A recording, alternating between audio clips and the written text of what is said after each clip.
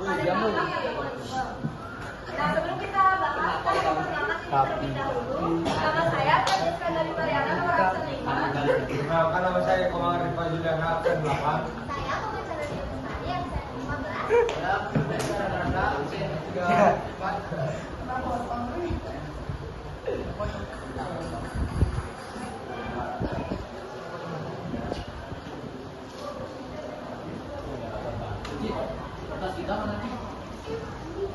Jadi pertama di sini kami akan menjelaskan tentang pengertian dekarboksilasi oksidatif. Jadi dekarboksilasi oksidatif merupakan tahapan proses kedua respirasi aerob pada katabolisme. Reaksi ini akan mengubah asam pirufat yang beratom C3 menjadi senyawa baru yang beratom C2, yaitu asetil koenzim A atau asetil CoA.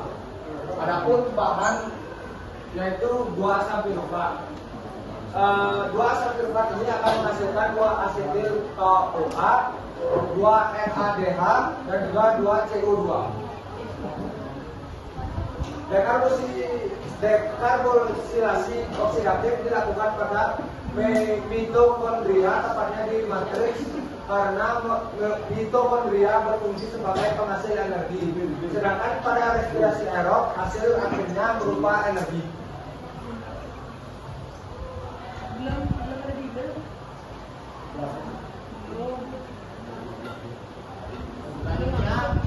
Dekarboksilasi oksidatif akan mengantarkan hasil mitosis dari sitosa ke matriks atau dalam mitokondria. Kemudian ada fungsinya, yang pertama itu adalah sebagai produksi asetil CoA, yang kedua pembentukan NADH, yang ketiga pelepasan karbon dioksida atau CO2, yang keempat mengumpulkan glikosis dan sitostres, yang terakhir membantu menghasilkan energi secara lebih efisien dalam bentuk ATP. Nah, di sini ada mekanisme dekarboksilasi oksidatif. Ada 3 tahap. Yang pertama ada dekarboksilasi.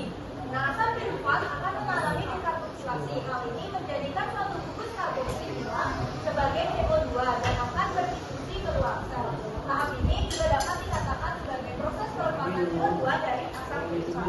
Kemudian yang tahap keduanya ada oksidasi. 2 gugus karbon yang tersisa mengalami oksidasi sehingga hidrogen dikeluarkan dan ditangkap oleh aksesor diskotinamida agennya dinukleotida atau disebut juga NAD. Jadi asetil CoA ini asetil itu tidak dapat masuk ke dalam mitokondria karena mitokondria ini membrannya itu bersifat semi permeable, artinya molekul itu tidak dapat masuk sembarangan, maka akan berubah lagi menjadi